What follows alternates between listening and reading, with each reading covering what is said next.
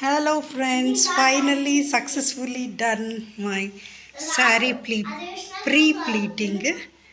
చూడాలి కట్టుకున్న తర్వాత ఎట్లా ఉంటుంది అనేది. కొంగుని మాత్రం ఇట్లా పైకి వేసా. నెక్స్ట్ దీన్ని తీస్తే అందరు యాక్చువల్లీ దోపుతున్నారు, కానీ నేను మాత్రం ఇట్లా చేసిన, పిన్స్ పెట్టి చేసిన మొత్తం. ఇంకా ఇక్కడ ఇట్లా నెక్స్ట్ దీన్ని రొటేట్ చేసిన యాక్చువల్లీ. అండ్ కట్టుకున్న తర్వాత ఎట్లుంటుందో లుక్ చూడండి.